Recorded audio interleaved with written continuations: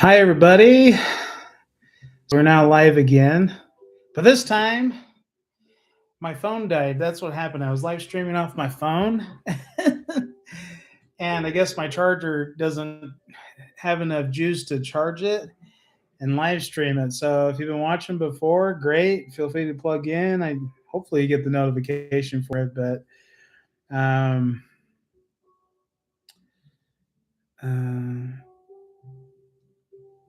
no, I don't want to.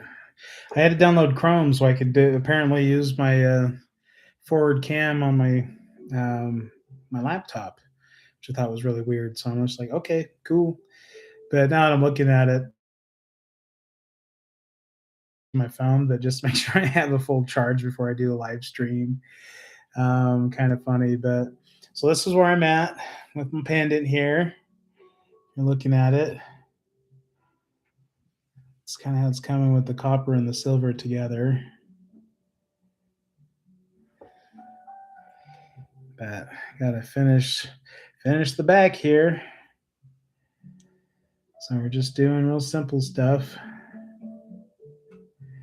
Yeah, I really love how this is turning out. These piled in. Okay. So I need to snip the ends of these because I'm going to roll them in.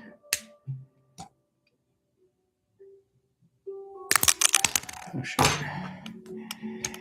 Yeah, so the cost of silver today, I like save all of my scraps. I save all of my shreds. Try to reutilize anything. So anything that's kind of long, I'll like use for a bead link or something. Just silver is so spendy, which is kind of why the price of my stuff gets so up there. Is the amount of material I use sometimes can be real, like a lot. You know, an ounce of silver is like $80. Some of my pendants use about that. You know, without the stone, especially my medallions, the ones that use a lot of metal. Yeah, it's pretty crazy. And I'm plugged in here. Might have lost my crowd base there before. So if y'all find my page again, like, feel free to reach out. Where's my round ones?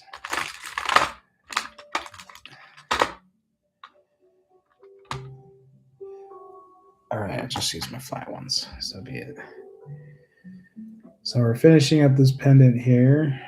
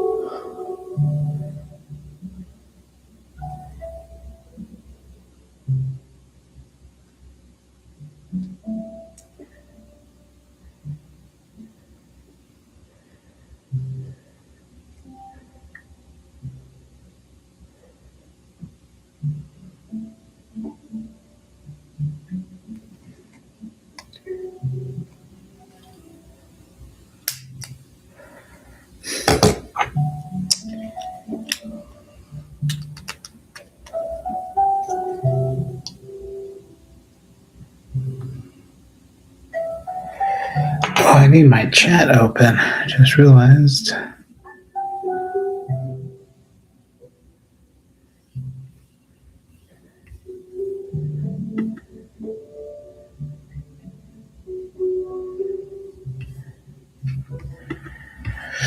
Okay, well, I've never done a live stream on my laptop before with YouTube.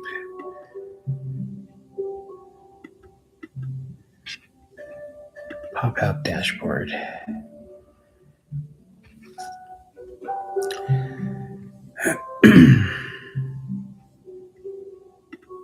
Okay, see what's happening.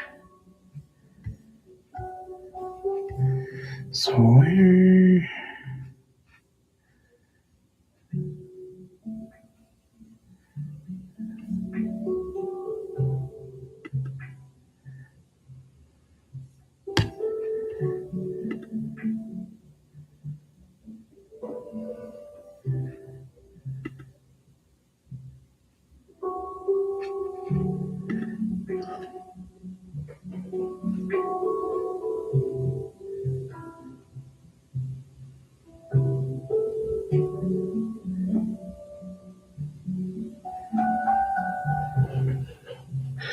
Okay, so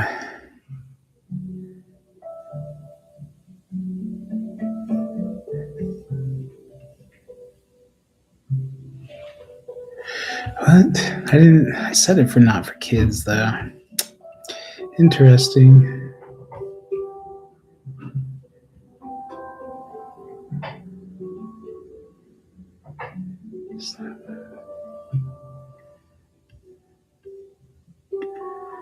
Where's my live chat?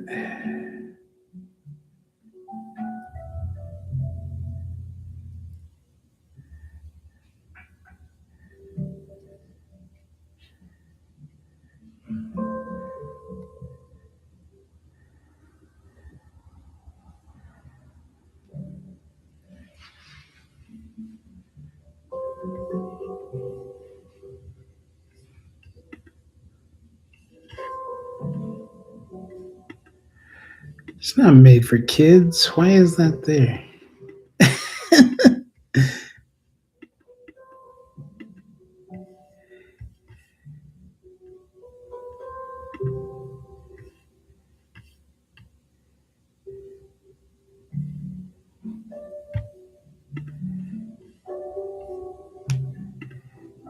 Okay, there we go. Now we got it. I got my live chat back up. For some reason, I had it stuck with for kids. That's so weird. But I'm going now. I had to download Chrome because apparently my laptop, it's a MacBook. I'm learning all of this. This is my second live ever. And apparently with my phone, it really drains the battery. I've got the 24 S24 Galaxy or whatever. But I've been streaming all day and filming and doing stuff. So I didn't realize that my battery was so dead. But my charger that I have right here apparently doesn't work very well. But I was in the middle of a really good conversation, totally forgot what I was even talking about. So there's that. But we are almost done with this, and I'm going to pair this with a leather lace necklace. Oh, yeah, this has turned out so cool. I don't really like the camera of my laptop here. I like my phone one better. It's kind of grainy, but it is what it is. So thank you for finding my page again, because I was doing my comments before. My daughter just got home from her friends, so she's here in her room as I'm doing a live chat. Wink, wink. Oh, it's so cool. Yeah, this thing is so amazing. So I fasten this all down on the back here like so. So you can see that. Because it's inside the hole, it should help keep it from catching onto your clothes a little bit. But I need to redo this one because I don't like the way it's flopping around here. I like my stuff a little more secure. So what we're going to do here is lock this one in right there instead. Take this straight cut. Take my flat pliers. Fold this around. Okay.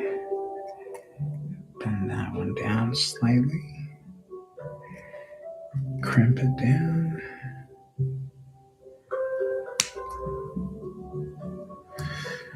Awesome. So I had a previous live going with this where I was just about done with it. Wrapped this one live.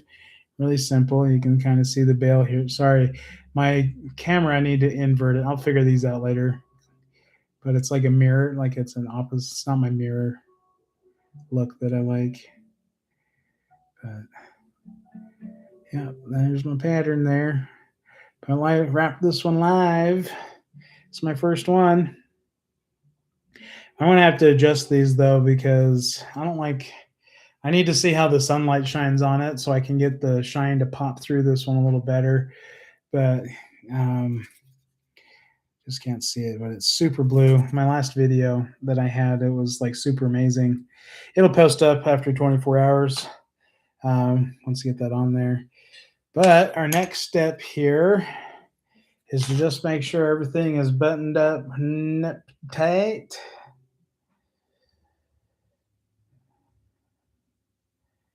Yeah.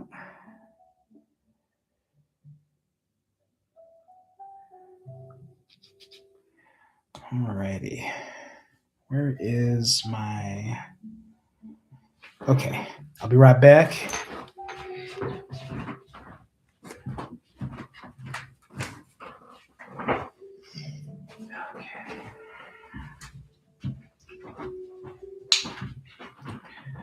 So I've got my little anvil here.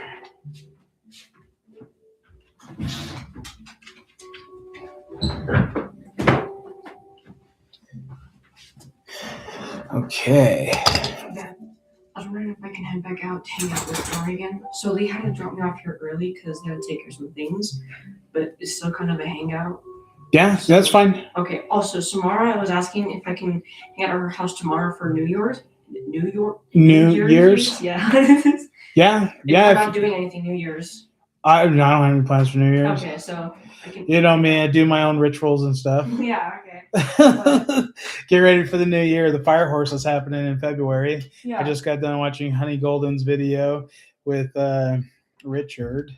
Sorry, I'm in a live stream. No, it's okay. I like that troll charm though. Oh yeah. Oh, it's so cool. Wait here. So anyway, I've got my anvil here. Have fun. No, show them. Oh, you want to see this? So we got. So she took my hemp string and made her own braided here. But for our advent calendar, we got one of these trolls, and it's like holding a crystal. It's kind of cute little troll. Anyway, it's handmade. I'm not sure what it's made out of. It's a local artist here that works with the enchantments. It's just like polymer clay stuff. Polymer clay? Mm-hmm. Okay. See, I don't know any of that. All right. But I got my anvil here. It's just a steel block. It's machine smooth. I got my rubber bumper because it gets kind of loud here. But and then I've got a towel here to protect my jewelry so I don't mar it because it will flatten. But what I'm doing here because of how I had to wrap this is I need to tap it. So I'm using my rubber end here, not the plastic one because this one's a little harder. But I'm using this rubber one to kind of just help press it flat. Just gently, this side here, using the wrong side. But we're just going to tap it down here. Just make sure it's all buttoned up and secure. Okay. Because it's too wide for my pliers to grip it, to squeeze it. So I'm just going to tap them down with my hammer instead. Get that finished. It's the best way. And again, I do this because I'm working with 26 gauge wire, which is like the thickness of thread, like actual thread if you were sewing. So I have to be really careful with this because I can only hammer right through it real quick because copper's so malleable. Have a good night. Love you. Yeah, love you too. I'll see you when you get home. Bye. Yeah, so what happened was my phone died, and so it cut off my news stream. So, yeah, I apologize to you guys for that, but yeah, apparently my charger doesn't work very well over here on this plug-in that I have in my wall. So I need to get a new dock or just make sure my phone's charged before I start. But the idea is I do these 1 to 2 hour creations, which are really cool. Now this one's really simple. Like I get way more elaborate. This is kind of what we've come up with here. But we're almost done with this, the back side. And what I'm doing here is just hammering it down, getting everything tightened up so it just holds flush and doesn't catch on your jewelry or anything. But yeah, this is turning out really cool. Just doing what I love. That's the thing. You want peace and happiness in this world. You got to do what you want to do. You got to create the world you want to create. You got to become the person you want to see in this world. You want to see the world happiness and full of love without control and malice. Then work on those things within you, plain and simple.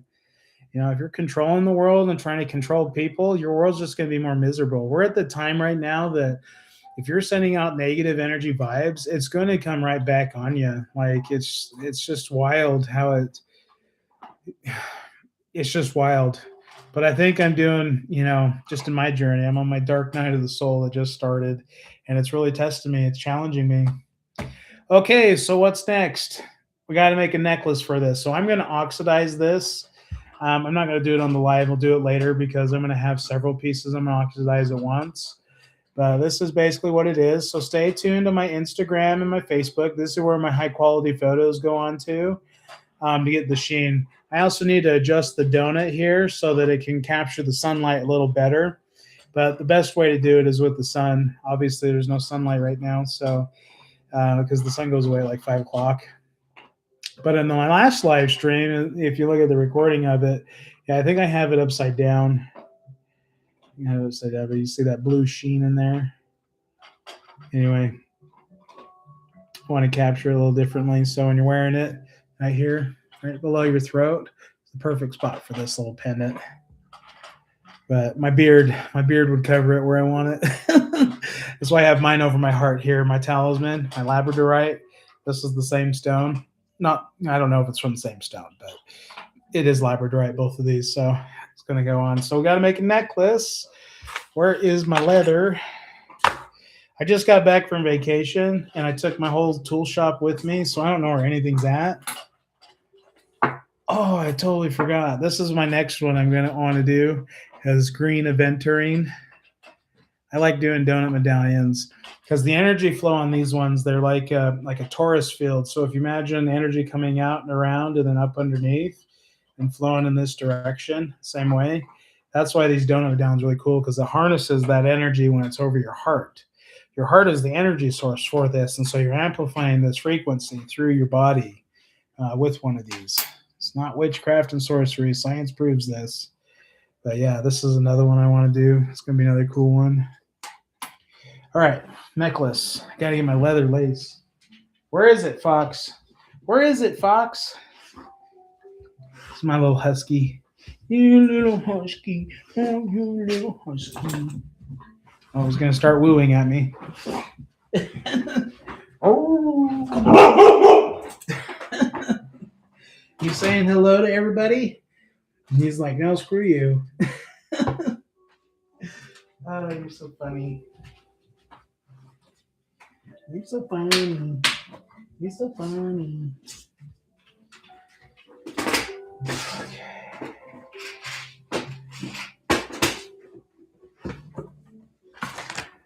All right.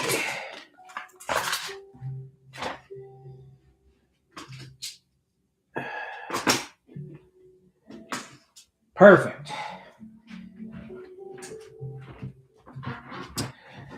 So these little pill bottles that you get, the Monday through Sunday ones, again, I don't take any pills, but they're perfect for like organizing all your jump rings and like lobster coils and all your hardware stuff for jewelry. It's amazing. So I got this week here of leather wrapped stuff. It's pretty funny. But yeah, it's just kind of what I do here.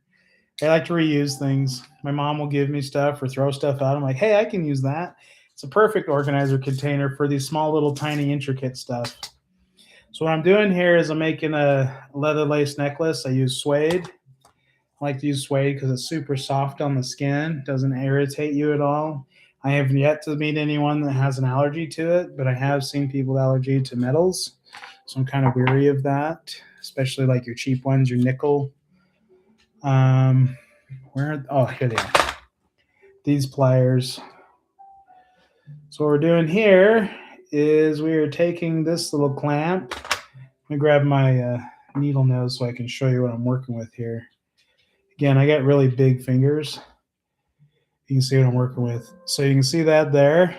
It's like a little U clamp. And then there's an eyelet that I'm grabbing onto here. It's pretty cool. But what I'm doing is this is my leather lace clamp. So I take my end here. We're going to set it right in line. And it's got a little node that's kind of lopped onto there.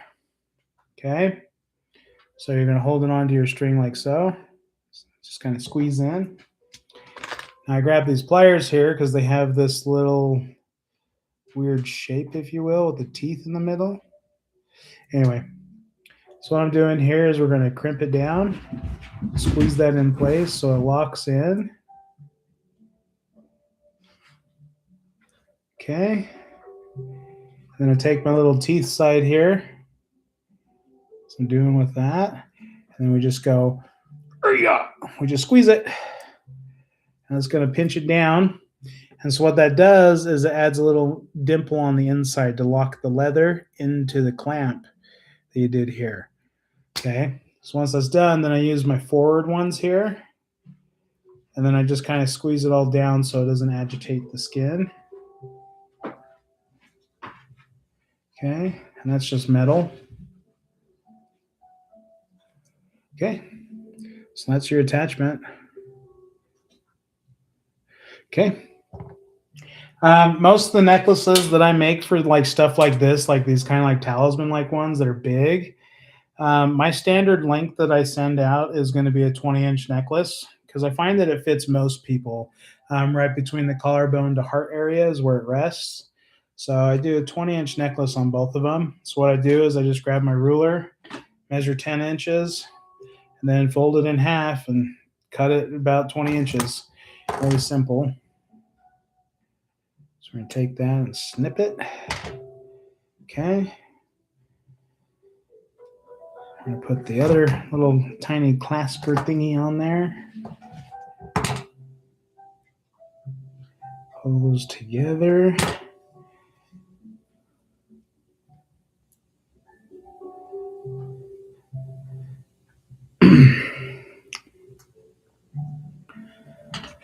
So what is labradorite? What does labradorite do?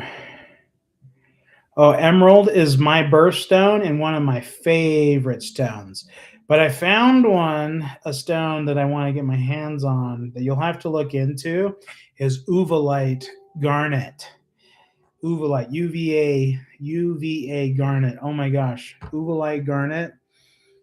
It's got the luster like emerald, but it's more like a beryl or the red garnet style. Oh my gosh.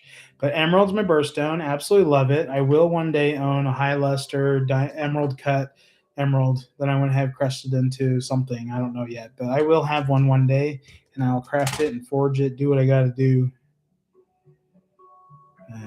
Yeah, so I'm just making my clasps here for my leather lace. I'm going to take it, squeeze it, like so to crimp it, and leaves that notch there. Okay. Oh, wow. So we're like a Taurus. Nice to be another fellow Taurus. We are a passionate bunch, aren't we? Oh, it's so funny. Ooh, those ones are like stuck together. Cool. Definitely. We're very passionate. We're very stout in our beliefs, that's for sure. But it's important that we learn to balance the force of the bowl, which is pretty wild. I'm also born near the Earth Dragon, so that says a little bit for you as well. I got that dragon energy with me all the time. It's just fierce. Mine is Earth Dragon, so it's more healing than anything. It's more like the rebirthing. So after things have been cleansed and purified with fire, you add your water to heal it, and then you got that rebirth with the green, the cycle, and the air to help it go. So I'm adding jump rings to this, and then I'm going to add a little lobster claw. That's what they call it, lobster claw clasp.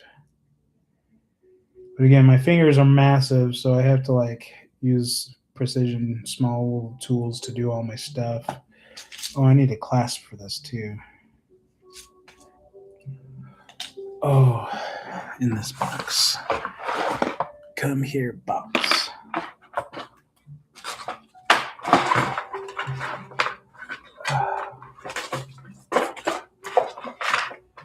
Oh, there's my rose. I was going to do a rose today, but I couldn't find it. I forgot I put it in my other box. I got a new box to put some of my wires in. Like fits my spools of wire a lot better. Keeps them from bouncing around and rolling around.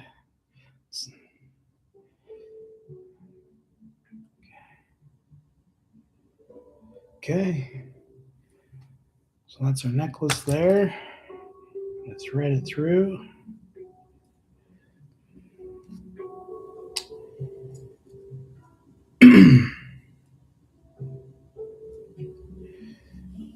Cool.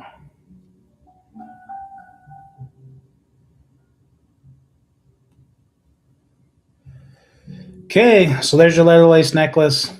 And again, for me, if I put it on, it's like under here for me, so you won't be able to see it.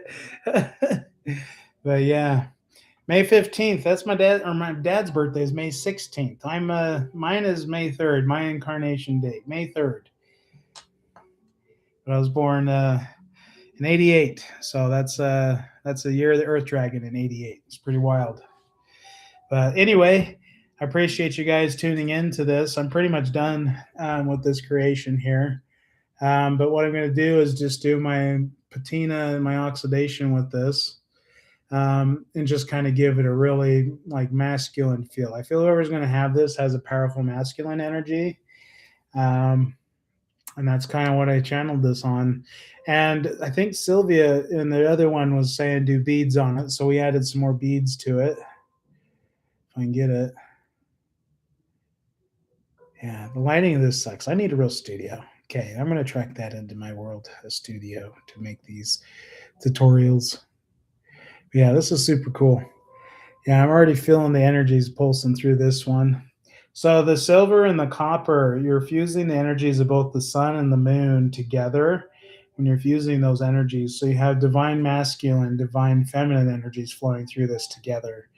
And I found that when you have those energies balanced within yourself, I have found that it gives you more clarity. It gives you more helps enhance your awareness to things, and it really brings an inner peace within you. And so yeah, that's why I like using both of them. And there's energy being transferred. So each bend that I'm making with the copper, it's condensing the metal, and it gets it warm, and it's applying frequency as I'm sliding my hands past it, the friction. So all of this is being applied when I work with this, and it's working within my energy field. So there's some transfer of energy that's happening. But whoever's going to buy this one, I have no idea. It's always exciting to see where these go, because I see these as companions, tools to help us in our ascension as we grow and evolve spiritually, as we become the gods that we are outside of this world. You know, I think this world is so magical and wonderful. So I can't wait to see what kind of superpowers people have. It's just absolutely amazing. So labradorite is a stone that's really attuned to your third eye and your psychic abilities. It really helps enhance your intuition, helps your understanding and feeling things. So when someone's speaking to you, it helps you use your discernment a little bit better in understanding their intentions. So if someone is saying something to you and you're like, I think there's something behind what they're saying, like it's kind of coded or message, or maybe they're holding back. This one kind of helps enhance that ability to discern the intentions when you're engaging with people or family or instances or relationships or whatever. But it provides a very protective shield to prevent people from psychically attacking you. So it gives you that balance there because of its grounding properties within your frequency. And my talisman that I use, I have it to where it's actually reinforcing mine, so it's making a thicker or denser light, if you will, so that like that troll we had a little bit ago. um sure, a lot of people would have got really reacted by what he was saying, but it's just like, cool. I mean, you're entitled to think what you want, man. But if you don't like what you're seeing here, no one's asking you to be a part of this channel. It's just, it is what it is.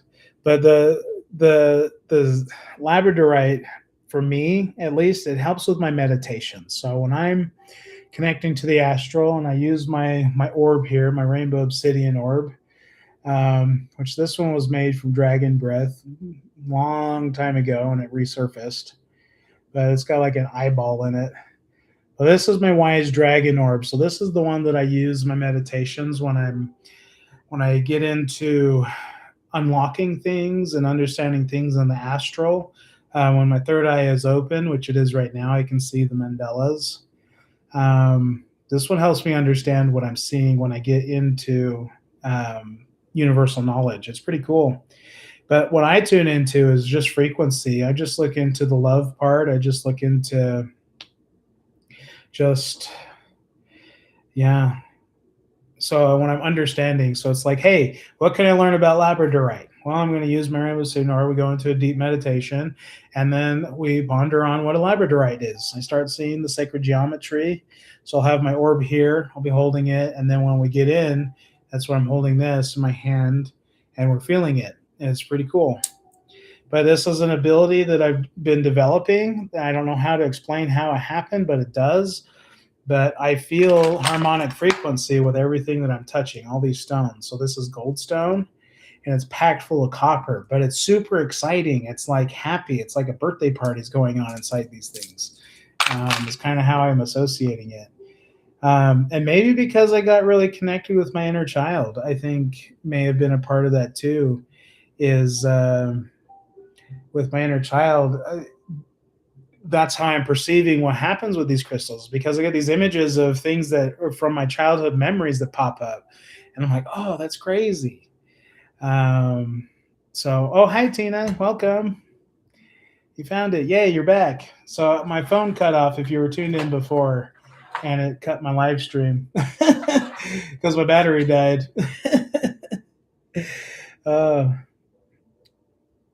Yeah, so anyway, we're back here, but I got it finished, Tina, if you want to see what I finished in my live stream. I'm going to start doing these more. So I plan on doing several pieces daily just because this is therapy for me in a way, but it's based out of good love and intention. But I'm working through some things. Like I'm going through a dark night of the soul phase where my daughter is no longer allowed to be a part of my life for some reason. And I can't be stagnant. I can't dwell on the emotion of trying to control the situation like I want to. I still have to work on me. I still have to get through it. And even though I'm, stripped of me being a father, like we did not see that one coming, which is really strange. And if any of y'all follow any of my videos, you know how highly I speak of my children and how much I love them. My 4-year-old is my greatest teacher. She's literally my biggest teacher right now. Understanding how to be like what Christ was teaching us was learning how to be likened unto a child. My 4-year-old, well, now she's 5. She was that teacher for me. She really helped me understand all of this. So now it's like, because she's got ripped from me, basically, is how I'm feeling. It's really helping me reflect on, well, my happiness is on me anyway, regardless of the situation. Yeah, thank you. My intricate pieces. I lost my count in this one, so I got to get better at remembering my counts. So my patterns aren't very consistent in this one, but they're pretty close. Like, think some of my loops here have 10, other ones have 9. I try to keep it 3, 6, 9, but that's okay. But at this point, now that my necklace is done, I mean, I'm going to oxidize it, but I got several pieces I'm going to be oxidizing together because I don't want wasting product. So if I can do my patina finish on a bunch of these, we're definitely going to do it later. And stay tuned to my Instagram and Facebook. That's where my high quality photos go, where you can really see the detail of what it is I'm working with. 'Cause like I said, I mean, if you're looking at shit, I don't even know. I don't even have a, where's my incense lighter? But I just, yeah, my hands are huge and they're powerful, but it's hard for me to work with intricate stuff. So like this thread here, like this is literally thinner than fiber of, like your thread that you're stitching with when you're doing sewing. Like that's what I'm dealing with here. And I'm just doing those intricate weaves, just going into it. But yeah, as people are tuning in, I just open chat and talk and share my knowledge, whatever comes to me. That's the biggest thing is the weaving energetically. It just gets me in the zone. It gets me in the astral. It gets me into my focus state. And I'm really good at being able to multitask apparently. So I can channel, I can create, I can um, verbalize what comes through me, all interacting with what I'm creating. It's pretty phenomenal. But it didn't come easy. Like I've been practicing. But that was one of the things that I really developed this skill when I was a chef, because then as a chef, it gets super heavy, like stressful and just hard and hot. And so for me to work through that stress, I would just sing. And that sing would get people's minds off the stress. And that's how we led our crews. I would just start singing shit. We'd be singing songs and playing music that's vibing with people and just having fun with it. So I think that's where I'm able to focus on what I'm doing and communicate at the same time really came from one of the skills I developed from being a chef. It's just absolutely amazing. But right now, it's just kind of open chat. I mean, I'm just openly talking, sharing my thoughts. Because I don't have my 4-year-old consuming all my in between time. It's like the second I'm thinking, and she's like coming up, and she's like, "Dad, what's this?" Like, I want to help. I want to do it. I want to play game. Let's go outside. And it's like, yes, we'll do all of it. So it's cool. I love my little child. She's so cute. I will hold her again. I do know that. That's what I do know. But right now, there's some truth that needs to come out, and that's a hard one because it's going to provoke a lot of pain on both ends when these truths come out. It just has to happen. The darkness has to have light brought to it. That's the only way. Like that's the only way. If you want to heal things, you need to bring the light to it. So you got to speak your truth, plain and simple. Oh, thanks, Tina. And your guys' prayers, by the way, from the Step Into Your Power community has been a godsend. And honestly, for days, I had put it off because it's like my pride gets in the way. It's kind of how it goes. And it's like, no, I don't need to put my problems out there for other people to know. I'm just multiplying it. But it just kept eating at me. And I'm like, and then my oversoul was like, dude, you need to send and open up a prayer for that.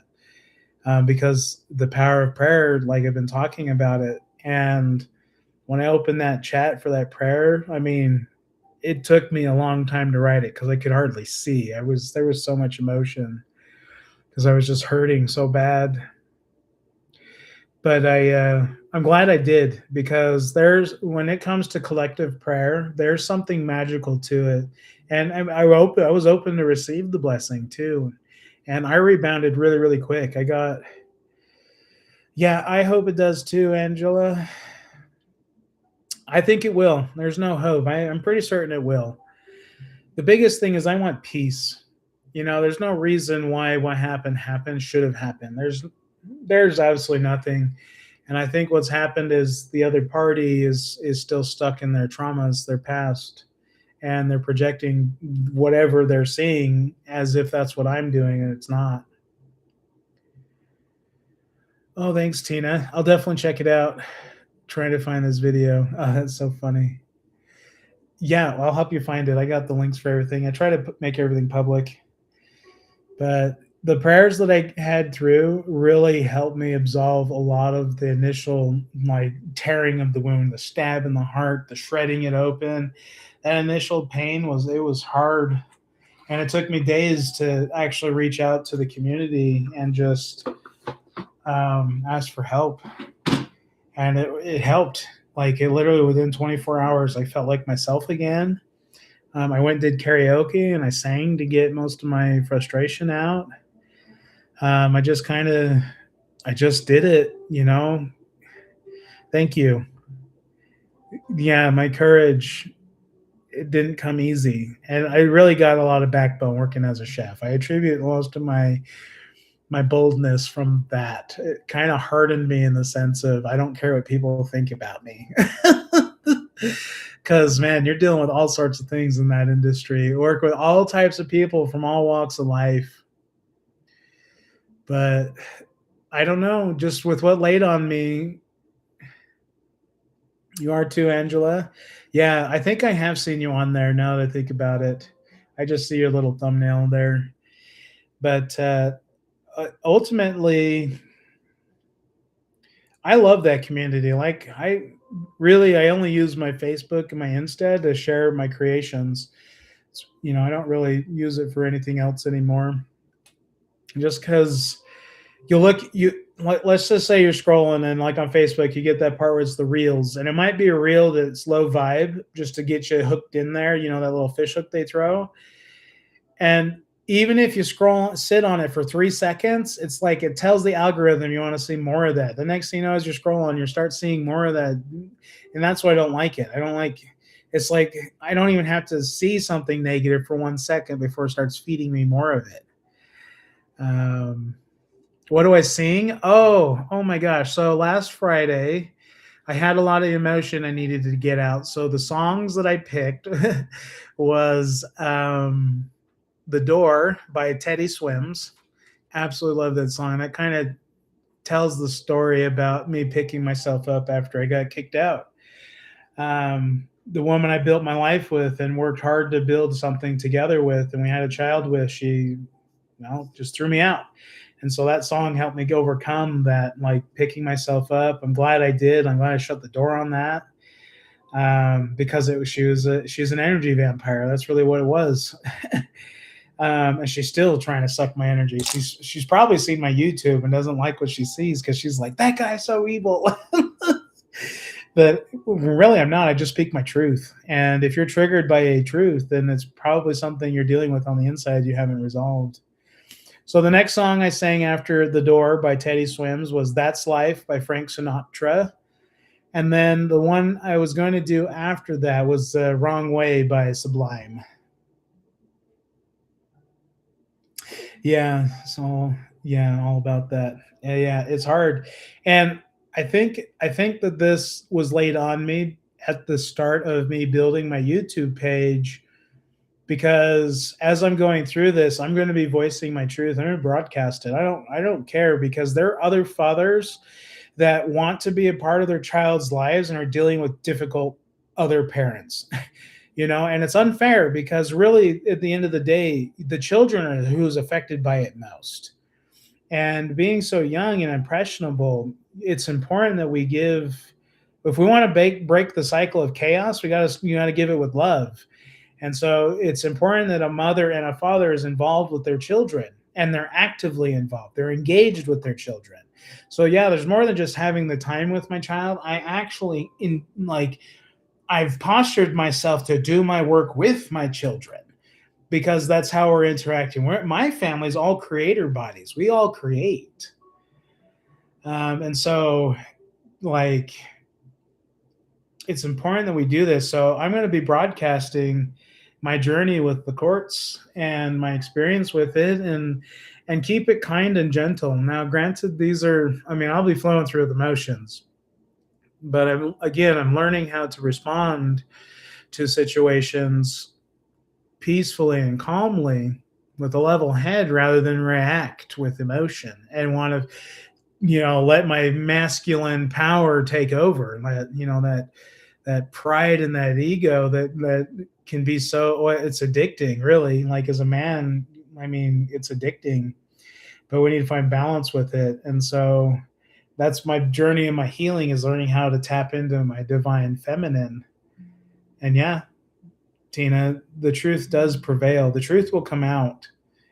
And I found a gal that I follow on YouTube now, but she talks about the dangerous man is a healed man. And that's the one that talks about the dark night of the soul, in the sense that men learn their wisdom through their trials. That's how we learn. And we wisen up because of what we experience. But a healed man is one that nothing can, like a willow, we bend with the wind rather than be stiff like an oak.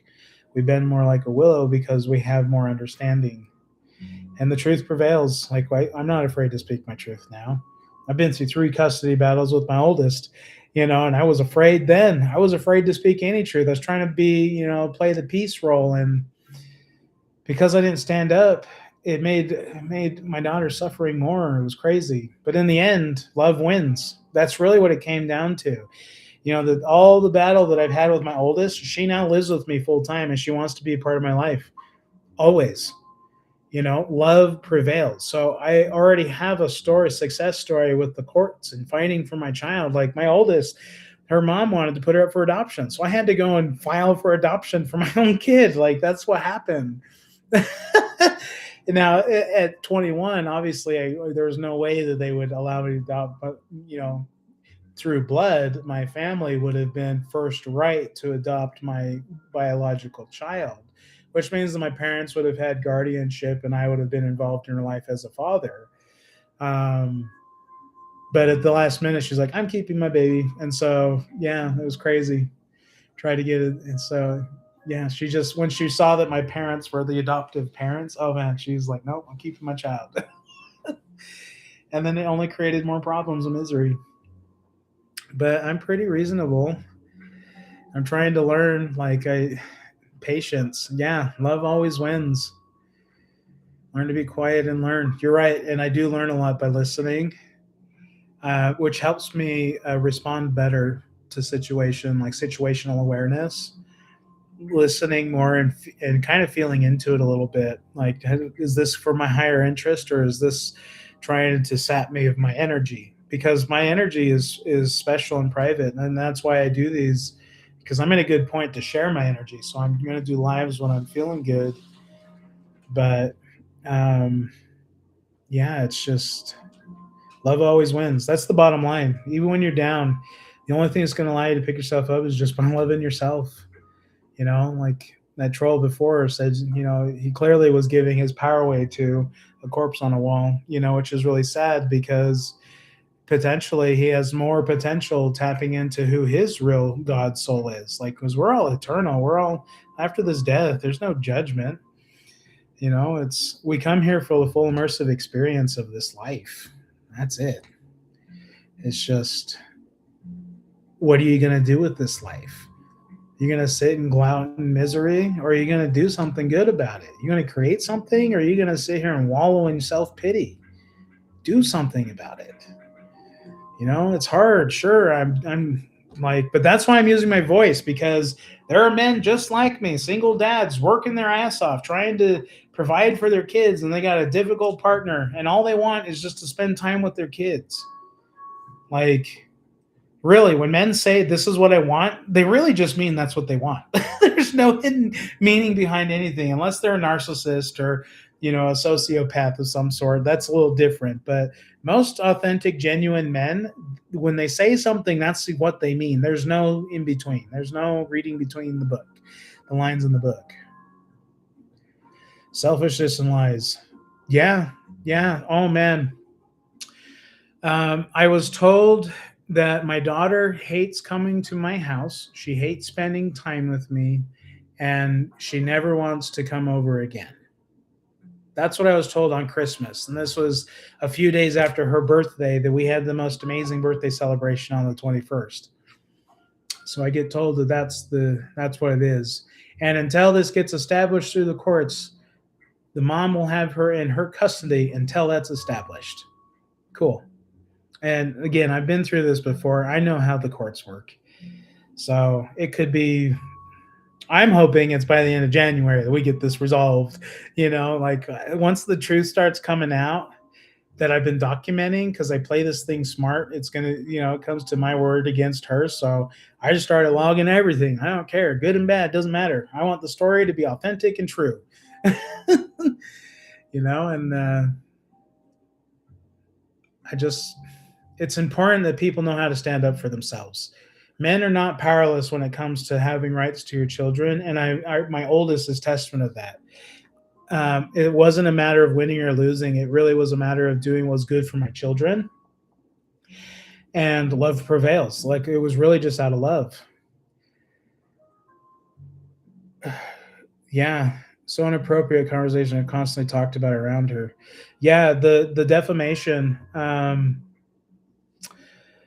I don't want to give a lot of detail, but from my own child's mouth, 4 years old, what I can say is that she told me she had secrets that she couldn't tell me. And actually, what started is someone's telling her my hair's fake. I'm like, but it's attached to my head. What do you mean it's fake? I've been growing my hair out forever. That's how it all started. I'm like, what do you mean my hair is fake? It's very real. It's attached to my head. So I used to do braid-in ones because I wanted to try out the dreadlock thing. And I liked them so much. I was just like, well, I'm going to dreadlock my own hair. So this is my hair. I've been growing it out for a long time and caring for it. Like they look like they're done, but that's because I literally sit here and I work these all the time. These ones that I can reach really well. My root ones, those are hard. But that's where it all started. And I was like, what do you mean? And she's like, I can't tell you. It's a secret. I'm like, what do you mean it's a secret? And she refused to tell me why she was saying so many hurtful things. This was coming from my child's mouth. And I'm like, what the heck? Where is this coming from? This isn't with love. And I think she was parroting what she's been hearing. I think is really what was happening, because she was monologuing before she started telling me these things, which is a new thing for my child. She's never monologued to process her emotions. And what I divulged was that she would be hurt if she told my secrets. Now, from my perspective, that is manipulation at its finest, and in a way, it's kind of child abuse. But she can't tell these secrets, and she would be hurt if she did. But when it's really hard. So I recorded that. Luckily, I had the whole conversation recorded with her so I can review it. But that's how I remember it is she was monologuing with her sister and her brother.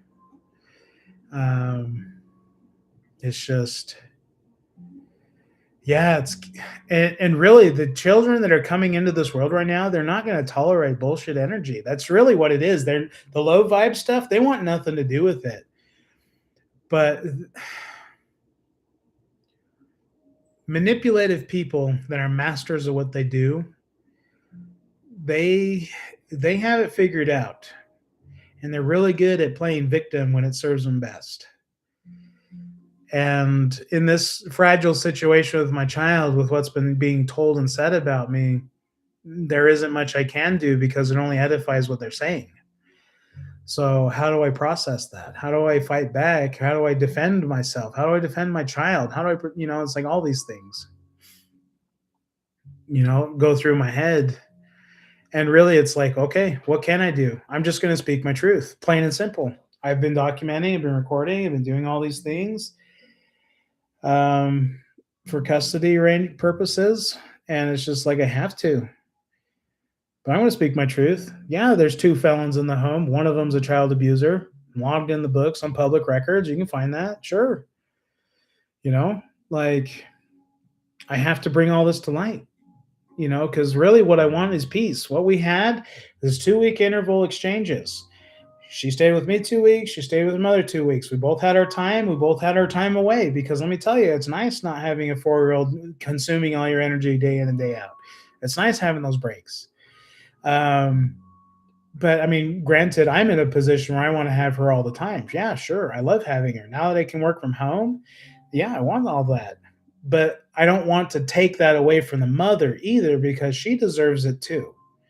The child needs her mom and dad. Now, we can co-parent in separate homes and be civil about it, and I'm totally fine with that. But apparently I'm difficult to talk to. But when I speak a truth and it triggers her, well, we're not going to get anywhere, because it's either has to be her way or no way. Like, and when she, yeah, I don't want to give more details. She's not an easy one to work with because she's very emotion based and has a lifetime of traumas that's unresolved. I do have support, and it's because of you guys. Like, just your support of making me feel special and loved and accepted and part of a family and a community. I mean, my family's great. My family's awesome, and this whole experience really bonded us together for that Christmas. So it's amazing. But they don't understand me on a spiritual level like a lot of my followers do now, and it's absolutely amazing being able to connect with people in that manner on a spiritual level that understand things in that way without religious dogma. Um, not saying that religions are bad. I'm just saying that people get stuck in these weird ideas of things. But yeah. So anyway, it's I know what I have to do. That's the thing, and it's a dark road I don't want to go down. But to be a voice of hope and light for other people that are struggling with this situation, that's why I'm documenting it, because it's not just about me. Like, I want to heal this world, and the best way to show how you can heal something is by sharing your experiences. I mean, that's, for my opinion, having an experience to empathize, I think, is really like how you can help people overcome, is because you understand. You chose that woman. Did she all? Yeah, she did, actually. Yeah, that's where I would say that I was betrayed and deceived. Um, I can talk about that part. Yeah. So how did I meet her? It was karaoke. We both love singing. She's got the most amazing singing voice, and she's just amazing to listen to her sing. She's like a performer. So she sings karaoke like I see karaoke. We sing with the heart, we sing with the soul, we sing with the passion. So singing was how we came together. And that's what made us happy, was singing. It's just magical. I'm using a diffuser. This one is a B vitamin diffuser, B12. Super good. It's blueberry flavored. Trying to detox from nicotine, but that addiction, the habit of it. But that's how we connected, was through singing and getting to know her. She was pretty awake. She's the one that showed me, like, or she was the first person I met that truly believed in the flat Earth theory. She believed in biblical cosmology. She showed me how to read the Bible a little bit differently rather than the religious dogma. She was raised Mormon, but fell away from the religion because she saw the truth and the control of it. She was pretty awoke on like a lot of the conspiracy topics that people talk about. So we connected on a lot of levels. So intellectually, like, we connected a lot, but we also smoked a lot of weed, and I didn't realize the content or how much she would consume on a daily basis. And one of the side effects to overindulging on that substance is that it stalls your emotional growth. So if you're struggling with an emotion and you smoke a bowl, cool. It allows you to escape for a minute, but you're going to come right back to it. The problem with habitual use is you're never coming back to that emotion that you were drowning it from. So that's what she was doing, and I didn't catch on until a year and a half later that this was the behavior. Is that she was literally constantly consuming that product to drown out her feelings and emotions that ate at her, and the trauma that she dealt her whole life. So she spent years avoiding healing, and she didn't actually heal because of the substance counterworked against her. Whereas my use is more spiritual. If I want to elevate my mind, elevate my consciousness, plant medicines are a great additive to enhance and speed up that process. But for your endocrine system in your body, having a little bit of cannabidol in your system is proven to be really helpful. For me, a lot of body pain relief. It's super awesome what it can do for you. But if you over abuse it, yeah, it can be really dark, and it's expensive. Let me tell you. And that was one of the things that broke us up, was this, how much she was spending. Oh man, the pandemic that was a hard one. Like, when I realized how much was being spent, because we were working great jobs before, And I was just like, holy cow, didn't even realize it. It's one thing after another.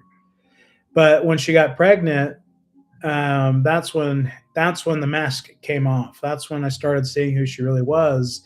And it's really unfortunate, but my 4 year old doesn't really look like me. And I suspect that there's a bit of foul play because she looks a lot more like the boyfriend that's with the mom right now. And I know when they first met, it was on one of our karaoke dates. Very interesting story there. But yeah, I caught her flirting with the guy, and then she felt guilty when she saw me flirting with him. But I'm not a jealous type, so I didn't think anything of it. I'm like, well, she's still going home with me, whatever, talking to a guy, cool, cool. If he's attractive, whatever. She's with me. We've been together for a year and a half, and then just the way the pregnancy came shortly after that, that's where I was like, huh, could have been mine. I don't know. So that's the next step in my custody arrangement is I have to file a motion for paternity, which that truth's going to be revealed. Is she biologically my child or not? That's a question that's been eating at me. But I love my child the same. Don't think anything about that. But that's one of those truths. And that's one of my shadows I'm working through. Because if she's not biologically mine, that very easily could work against me permanently. So that's what I mean is I thought I was with a certain kind of person, but once her trauma started coming out and the pregnancy started bringing all that out, she became somebody completely different. Very abusive, very narcissistically abusive. I hate saying it, but and I'm not calling her a narcissist. I'm just saying that she carries a lot of those traits, and when she's emotional, like she exerts those traits, and she's very manipulative. And I know this because of how she treated me. When she broke up with me, that wasn't just kicking me out; it was the worst. She literally drug. I mean, it's just I got it all documented, and that all was going to come out. She's mentally unstable. But in her world, she thinks she's totally fine. Great. As long as my child's not harmed, I will step back. But, you know, I just know that I'm going to speak my truth. I'm not going to force it. Yeah, I did still love her through it. The things that she was struggling with me were things that we both could have fixed had we had a mutual understanding and we respected each other's boundaries. Because she had this attitude of my way or the highway, that doesn't work for me, especially if your way does not resonate well with me. you know, Let's see. Oh, the truth revelation. Yeah, definitely. These times are happening right now. So I guess in my world, this is what's come to be. But I want to be that voice of reason for people that are struggling, period. Being a single parent is hard. That's why I kind of share my stories with y'all, because there's hope in things. You have to just trust in the divine. That's the easiest way I can put it, but it's not easy, especially when everything goes against you, especially when you're being pulled every which way. And with being a single parent it's tough. It's hard. And I couldn't have done it without a support system. Like truly, I'm grateful to have a support system. With my mom especially. I'm grateful that my mom had just retired and helped me get on my feet again. I'm grateful that my mom's retired to assist me with a babysitter when I need help because I'm working. I'm grateful for that. But most of that responsibility still falls on me. Like I'm still responsible for it. I'm accountable for it. Going through the ringer with her nephew. Okay. Yeah. Wow. Yeah, it's really unfortunate. And really, what can you do in the moment? What are you doing right now to deal with that situation? Is it, like, what can you do about it right now? Nothing? Okay, so what can you do about you right now? That's what we lose track of when we're so triggered by our journeys of struggle, is that we forget to be right here, right now. We tend to focus on the past and the future, and we forgot how to be right here. And I think that's part of my journey is learning how to be present through the fires of what I'm facing. He's 11. Oh, yeah, I know 11. That's, yeah. My 11, 12-year old daughter. That's actually when my daughter was 12, because what happened between her and my ex, the mother of my 4-year old, my 12-year old at the time, she 86'd me right out of her life. Was like no contact, blocked me 2 years, no contact. Didn't know what happened to my child, and whatever happened between her and my ex didn't come out until after she came back into my life. But the mom wanted it. She wanted that outcome. She got what she wanted. She won. Really, like that's what came out. She won. She got what she wanted. But in the end, now my daughter does nothing to do with her mom. She doesn't even want to talk to her. Her mom still berates her. You see what I'm saying? Just because it was about winning and losing, it was about for their selfish needs. It was not about my daughter, my oldest. It wasn't about that. It was about their things, and that's what I'm dealing with again. But I think in this go around, I'm postured so much differently, where I can really embrace it and break ancestral contracts. I think that that's what this is I'm moving forward to create this ripple for everybody in my family line to break that struggle of your parental. It's just it's just how it goes. Yeah, so what I'm doing right now, so I'm sticking to the same 2 week intervals with my child, um, because the mom will not let me have her, and I have to drive all the way. Like it's a to get to where my child's at, it's like 4.5 hours away from me. So for me to make that drive, it's like an all day event just in driving, And so that's why we would meet halfway.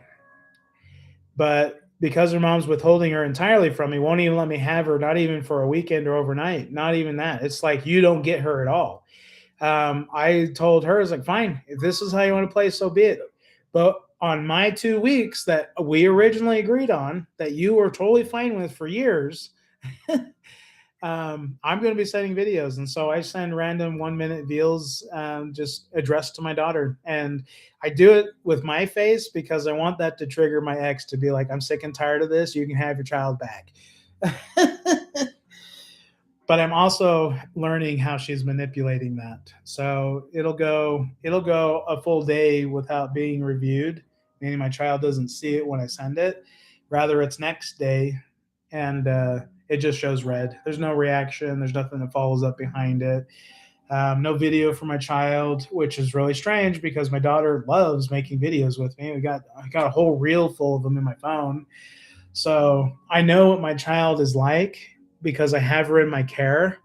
And so I'm doing things that I normally would do, hoping to incite an interaction with my child. But the narrative that the mother is trying to hold is that my child wants nothing to do with me. And I feel like there's some control going on with my sending. But it's documenting that I'm interacting on a regular basis. I'm trying. So, and I have to be kind of respectful. I can't spam them. I can't, just make it obsessive. So it's, you know, at most maybe 4 or 5 videos, and they're only 1 minute long. Just, hey, Eleanor, how you doing? Thinking about you, and then like just whatever we like. It could be in the moment.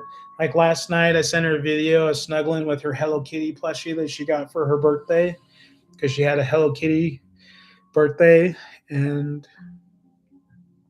I just said her goodnight with it.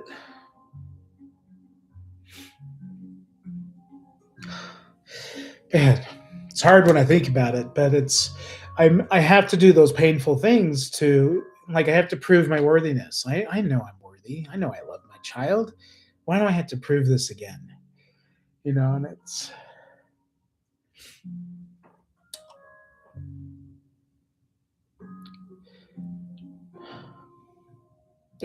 just unfair. I mean, I'll be honest with you. It's just unfair. Yeah, and it's just like the King Solomon's wisdom with the two harlots fighting over the child. That's literally what this is like. It's like,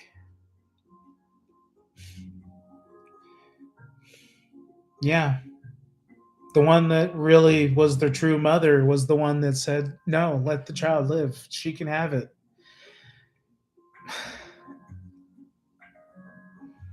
Yeah, that's what I feel like I'm facing, because she's going to play this way, it's going to affect my child, and it's like, what can I do? I would literally be falling into her traps if I tried to do anything.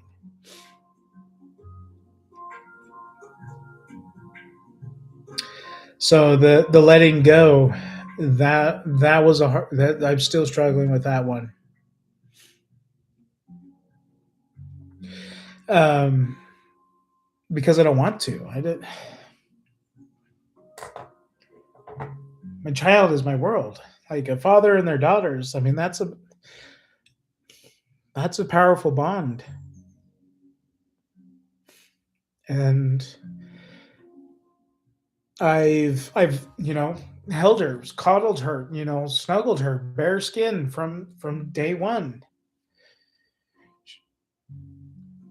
She fit right here in my arms. She was so tiny. She literally fit right here in my arms, and my arms hid her. That's how small she was. She's this tiny little, precious little thing.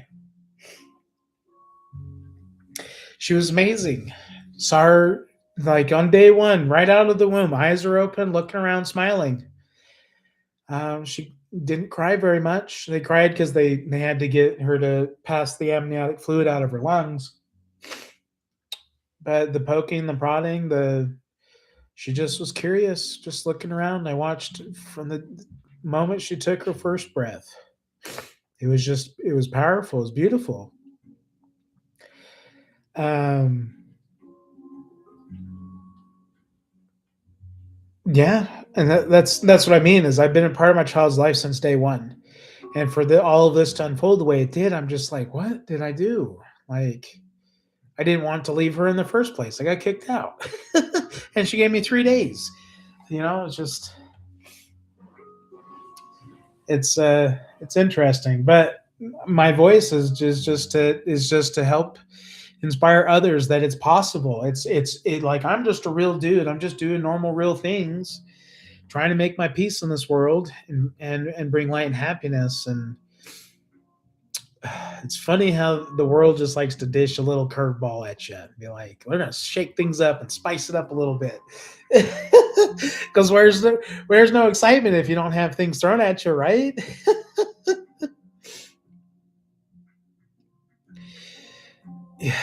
Yeah, I agree with you, Cherry. Yeah, and it's justified by her false sense of religious dogma. So I came into this girl that believed all of these things about spirituality, but when the test actually came out, she was still attached to her religious dogma. And me speaking my truth about spirituality really contradicted her beliefs too. And I'm not here to say whose beliefs are right or wrong. I'm not here to judge that. But what I do offer, however, is shit. I just realized my laptop's gonna die. I better plug this in. We're gonna have another issue like before. But she thinks that my child only needs her mother. What's happened is that there's a new man in this life. And I think the reason why they're behaving this way is because my child kind of looks like this man biologically. So I don't know what that means. But what I do know, sorry, I got to be right back. My laptop's going to die here.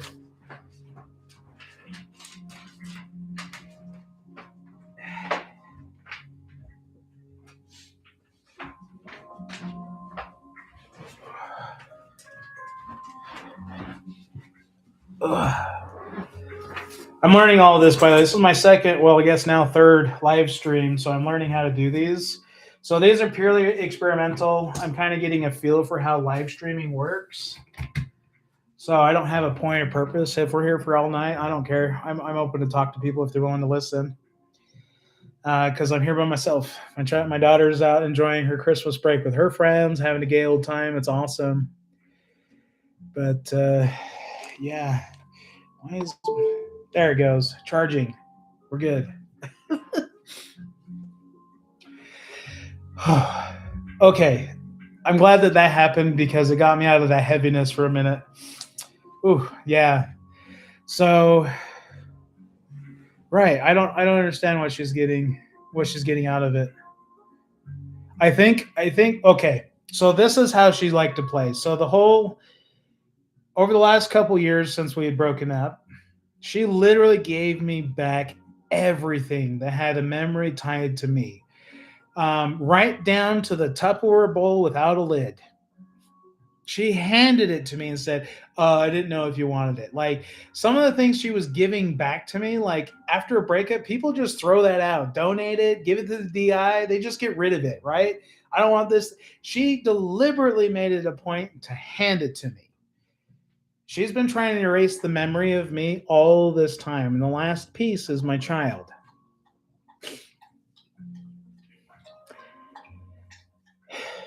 And that's where it all came to, is because, well, and here's what's interesting is when we first had split, we had a verbal agreement of doing 2 week interval exchanges because that's what worked best for the commuting, because it's pretty taxing to drive back and forth. And so we agreed every 2 weeks would work best for that expense of driving. Well, for the first year after a breakup, she was just always coming at me with, my daughter hates me. She's doing all this stuff to me. She treats me so poorly and mean. She just sits here and cries and says that she wants to see daddy. She wants to go to daddy. And this was like for a year and a half after our breakup. This is what was she was projecting onto me. And now, right now, where we're at, that is flipped. Now it's the other way around. So see how when I'm saying there's some conniving manipulation happening here, because that's what she was experiencing. It's all my problem. I'm talking bad about her to my child. I'm doing this. So she started doing it, and that's what really happened. So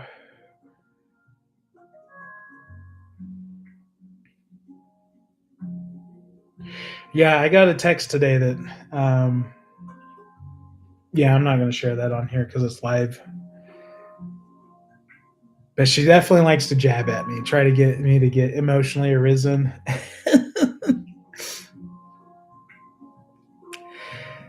Yeah, and it's not just her, it's the whole household. I did eventually get these secrets out of my daughter that she told me she would get hurt about. It's her siblings. She's got 2 other siblings in the home, and well, the guy that's in the home, he just got out of prisons after getting a DUI, totaling his car, and my daughter's been terrified of going high speed ever since. Very curious. My child may have been in the car with a DUI, so that's this guy. He got out of prison, 11 months is what he served. And the story for that was, they got him, they arrested him under false charges and accusations. And I'm like, that's funny. Okay, so overnight, that's kind of what I was expecting. Now, 11 months later, and then back in April, he filed an habeas corpus, which basically means I'm not pleading the truth. I think I was wrongfully accused. And again, this is like 6 or 7 months later after he was incarcerated. So I'm like, just get incarcerated. So I paid to get his public record pulled, and I was just like, oh my gosh. So that's this guy. That is my ex is trying to make a father for my child, so my child doesn't want anything to do with me. She's trying to get me out of the picture because I'm triggering her. That's what I'm feeling. And I only speak my truth. I'm pretty reasonable. And if you come out with one-sided bullshit, I'm going to be resistant, especially if it takes away from me. And so she had to force it. So now I don't get to see my child at all. Just it is what it is.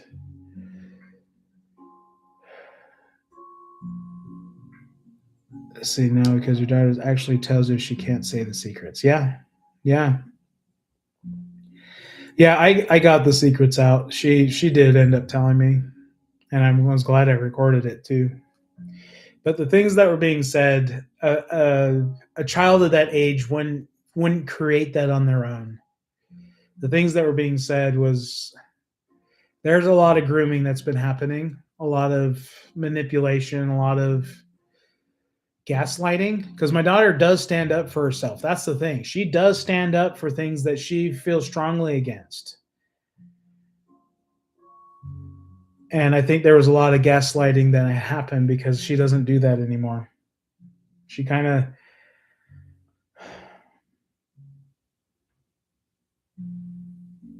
yeah, I don't know. I don't know. I just observe. I'm very empathic when it comes to body language. And there's from after having my daughter, so we went to a 3 week exchange for November and December. After that 3 week exchange, that's when the shift happened with my daughter. She was everything was great, peachy. But after that 3 week exchange, and I had her for 3 weeks, that's when all of this started. So when I picked her up after 3 weeks, it was really hard, like emotionally for her. She was really struggling, which we worked through it, and then she was totally fine. Once she got adjusted to my house, it was totally good. But her mom would call to try to interact with her, and when my daughter goes from jumping and doing her aerobatics across the sofa, playing Superman, whatever she does, showing me all of her tricks, to her mom calling, oh, mom's calling, to immediately, like a light switch, to crying and solemn and like just sobbing. And then her mom's on the phone being like, oh, baby, I know it's so hard. It's so hard. Oh, I know, baby. I'm just like, wait, what? And then this conversation of sadness and misery and tears just rolls on for 30 minutes. And I'm like, okay, my battery's gonna die. I need to hang up my phone, like hang up. And then immediately phone calls off and she's back to jumping, doing her aromatics, playing, saying, Dad, look at me, look at me.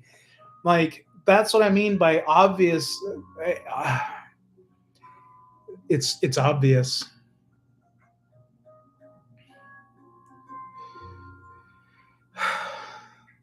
I'm really pressed to trust that my daughter has enough discernment to know, which is why I send those little 1 second reels just to show my authentic self. The one my child sees, it's so that I can try to rekindle that, because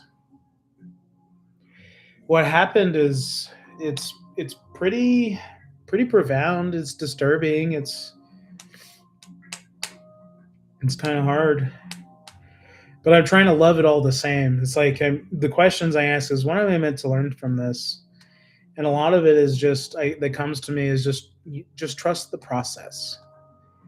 What's happening right now is that there's a lot of darkness that's coming forth to shed light on so it can be healed. And because of my connection energetically with that woman, in a way I kind of feel like I'm going to be a part of that healing for her too. That may scary to think about, because I don't know how I'm going to help someone that can't help themselves, but I keep getting this feeling that this journey is going to heal more than just me. Um, yeah, they're running. Yeah, so that's why I always talk about it. If you haven't healed your shadows, you haven't dealt with your shit, get on it, because it affects more than just you.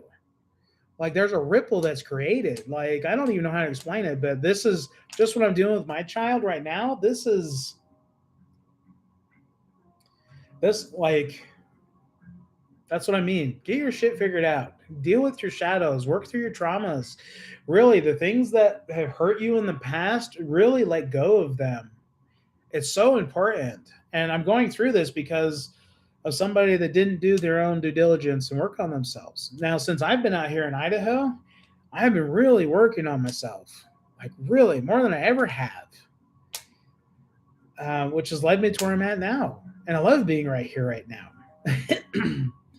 It's absolutely amazing. Yeah, the false accusations. Yeah, so I got smart. When my ex broke up with me, I immediately knew that one day it would be my word against hers. And so from that breakup, I started documenting, journaling, audio blogging. So doing like audio recordings of just my thoughts. Because sometimes I have so many thoughts, I can't just write. I have to speak it. It's faster. So I just start journaling, and it gives me a timestamp, gives me a date, and it helps keep the story straight. I share how I reacted. I share how, like all of it. I share the whole truth. So I'm not out here to try to prove someone wrong. I'm just out here to defend myself because I'm being told I'm such an evil person. And I have my entire family. I got family of, well, now it's come up to 10 people in my family that all like have supported me through it, that know my relationship with my children. They know how I am with my children. They've all seen it. Um, Not that anyone's going to be subpoenaed or anything for it, but it's there's enough. And even on her family side, all of her family has seen how I interact with children. So what they think about me is what she's saying about me, which is very interesting. Because I've treated her whole family, and she's from a big family too, Mormons, right? They're huge families. She's from 15 members in her family. You know, it's just,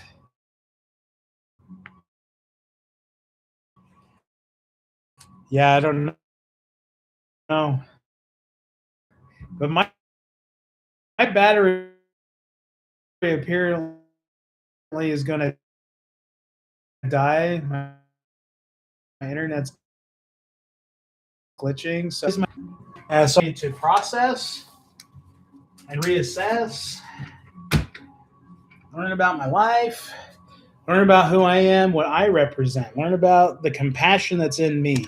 Like, I'm trying to be empathetic to the mother. I'm not trying to get back to her. I just want my child again, back on the 2 weeks like we had before, and give me the respect of not telling me I'm such a terrible person to her. Like, and the thing is when the courts, like, actually, like when I was reviewing the custody stipulation with my oldest, it spells out really freaking clearly. You will not talk ill about the other parent in front of your child. It's literally spelled out in the state decree of Utah. They spell that out. So I'm aware of the legalities of the custody because, again, I've been through it 3 times now. And she's in violation of many. And that's what I'm here to tell my truth about is like, okay, well, she wants it on paper, great. But we're going to talk about the terms of the custody, you know. And really, it's because we've already have a track record of doing it every 2 weeks. It works best for all of us, especially with the transportation between homes. Because here's what happens is when you have cases with split custody, the the parent that's receiving the child has to make arrangements to pick them up. Not the other way around. The parent doesn't have to drop them off. It's the parent has to make arrangements to receive their child. So whether that's driving to get them, whether that's meeting with somebody, like that's what they have to do. So here's the thing. Because we live so far away from one another, she's not going to like that part of having to drive out to where I'm at every time she wants to get her child. Now, she's more than happy to tell me to go do that. Sure. And I'll do that. Like, whatever sacrifice I got to make so I can be with my kids, I'll do it. Like, that's not the issue. But she's going to learn real quick what it means to have to make that drive every single time you want to see your kid. So, the middle point was, okay, let's meet halfway like we have been. But she wants to be in full control of the situation without discretion to me or my needs. She just wants to manipulate and control all of it. And I really think it's because this guy that's in the picture, she so badly wants. Well, I can't give too much detail about him because it's private information about the guy. But I talked to the mother of his children too. It's amazing what you can find on social media. I talked to her, reached out to her, and asked about how he is with his kids, and it wasn't very pleasant. And that's the man that this woman wants to replace me with. The one that just got out of prison for 11 months for shenanigans he's never gotten over since high school. It's got quite the record. Anyway, it's funny. Issues. Yeah, just give me respect. Like, I have my beliefs, I have my things, but I'm not here to infringe on anybody. Just give me the respect because I'm already giving it to you. Like, I don't have bad and ill things to say about people, but if you give me something bad to say about, you don't like shitty things talked about you, then stop doing shitty things. That's just the way, that's my motto. Tired of people talking shit about you? Stop doing shitty things. So I learned that it's actually 12 is when they have a voice in the courts to decide. And that's what happened with my oldest is she exerted her voice and she left and didn't want to come back. And she had that choice. There's nothing I can do. She made that choice herself. That was her decision. So it's 12 years old that they can decide.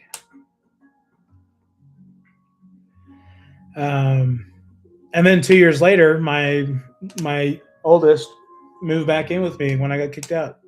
It was funny how that worked out because I was literally had my truck loaded up. I had all my things loaded up that I was allowed to take, and I was getting ready to go to Idaho. My daughter calls my dad and was like, "Gee, Pa, I need a place to go. Can I come stay at your place?" Not knowing that what happened to me. My daughter didn't know.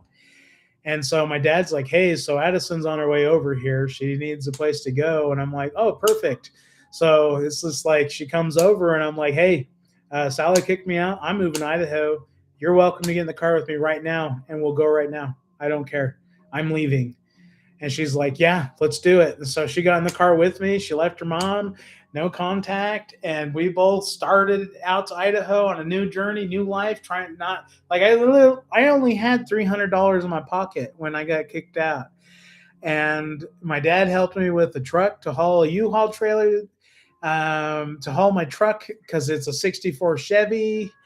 And I traded that truck so I could get a Subaru that fit my needs, my dog better, so I could travel with my dog, my husky.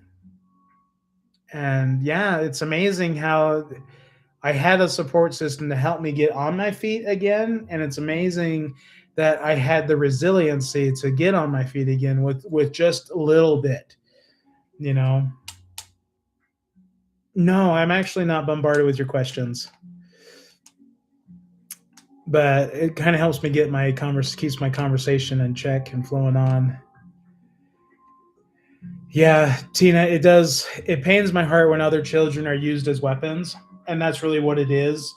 And that's why I'm going to choose to speak my voice about it because um, this isn't the first time I've had to deal with this.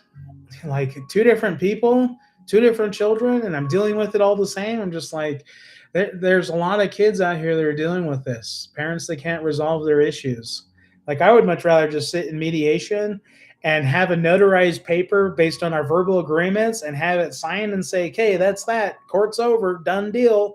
Verbal agreement. Let's stick to those terms and be done with it." Like I would much rather resolve all of this through mediation without having to go to the courts, without having to do legalities, without having to bring up all the past. I don't want to do any of that. But if this is how she's going to play and take my powers away and make me feel so small and little because she still has a grudge against me, no, no, no.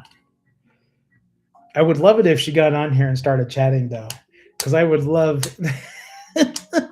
would love for her to speak her mind. Because I'm not afraid of her. That's the thing is like she's got a loud voice when she yells. I mean, she's a singer, um, but so much energy, just frustration. Like I know because I've felt it numerous times. She says I yell at her. I've never yelled at her at that volume. Never. I've only raised my voice because I'm like pushed in a corner. I'm like, back off.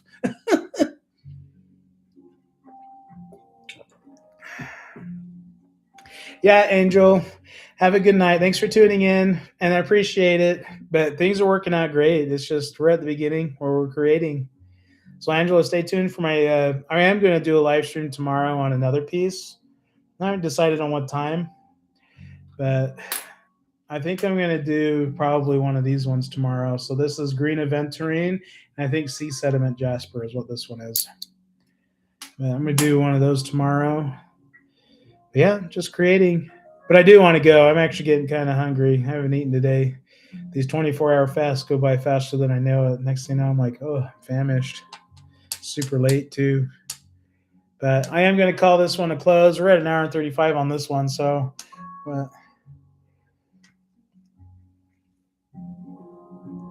let's see. I'm reading you, Cherry.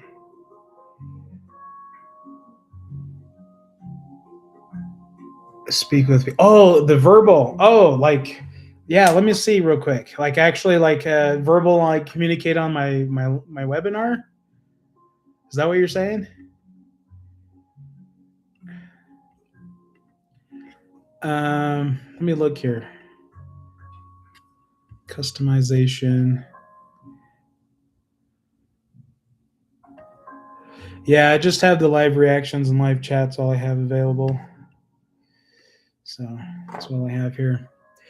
But I mean, my birthstone is emerald. I'm a Taurus, born May 3rd, 88. So I'm born near the Earth Dragon, Taurus, 88, 5, 3, 88, 5 and 3 is 8. So there's a trio of eights. Kind of interesting. But I'm emerald. Emerald's my birthstone. Actually, before I go, I'll show you my emerald.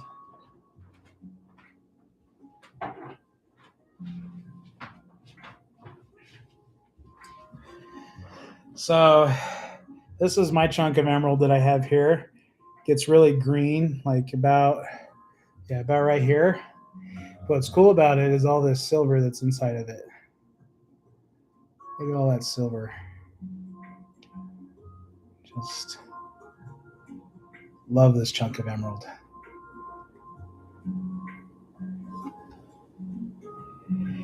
He graduated 87. That's so funny. Makes you feel real young, doesn't it?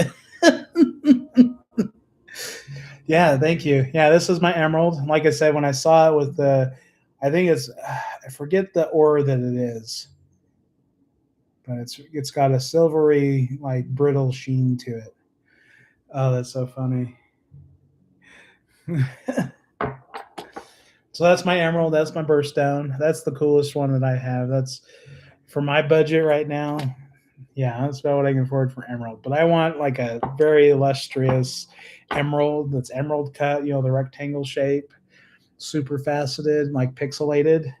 I have a root beer quartz that's emerald cut that's super beautiful.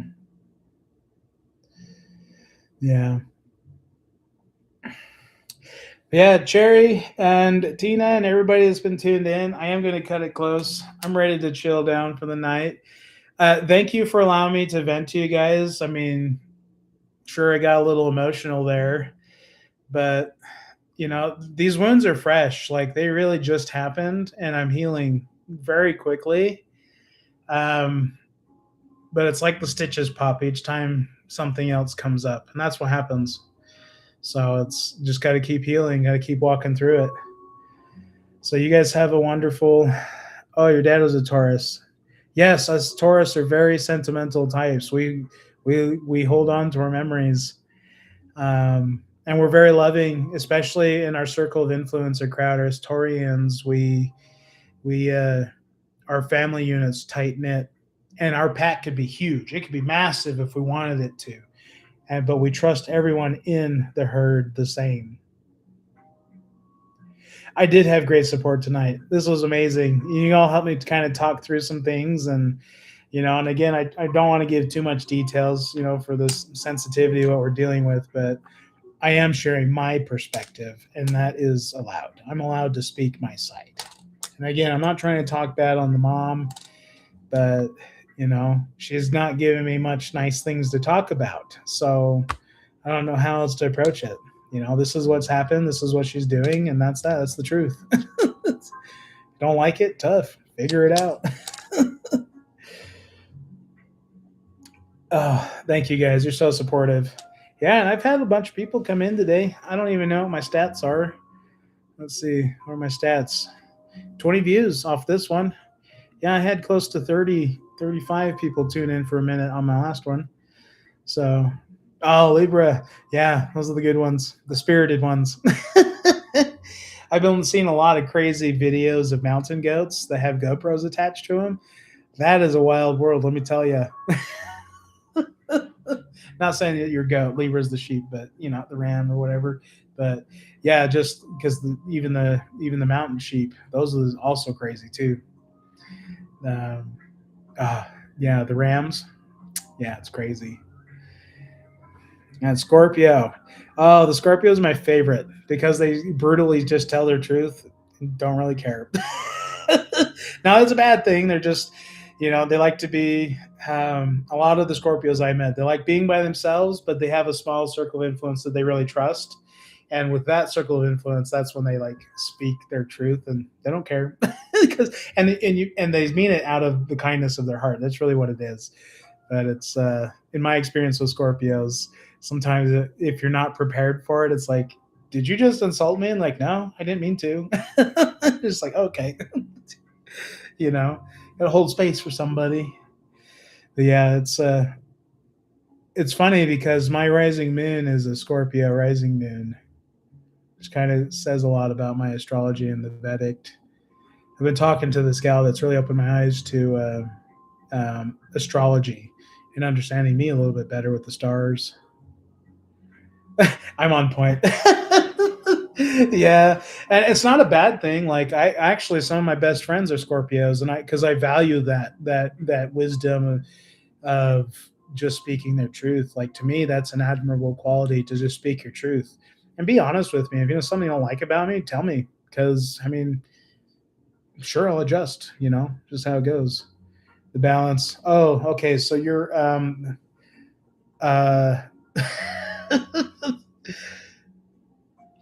well, I know it is Janus. The scales. Sagittarius. I don't. Yeah, I think that's what it is. The Judicator, the one for balance and justice. I do know that one. Um, Actually, what's interesting, my tarot cards that I just got into tarot. Someone made a comment about tarot.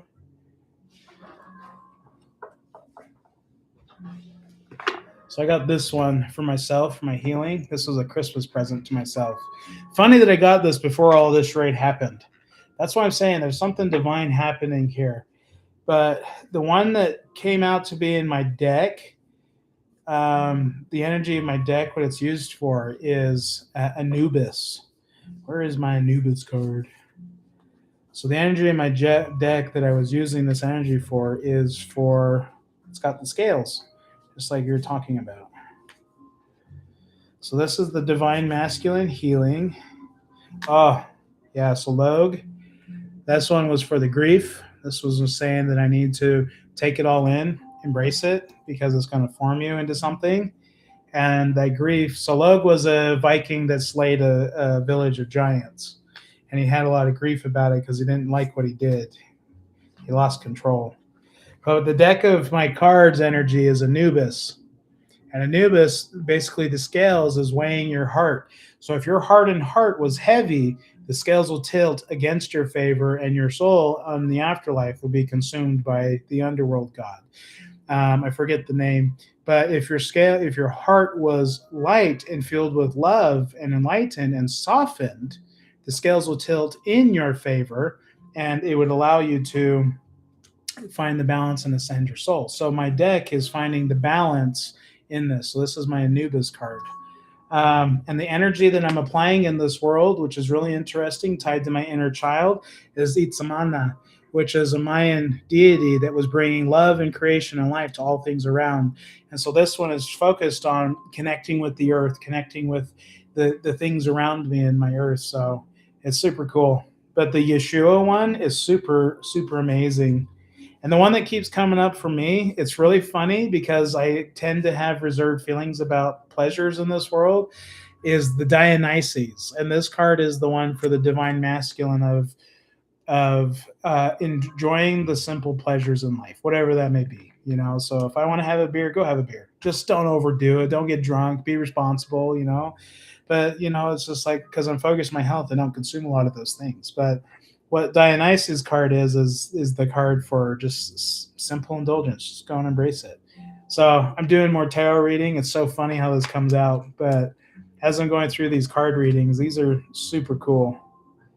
Horus, the mother one. I love that one.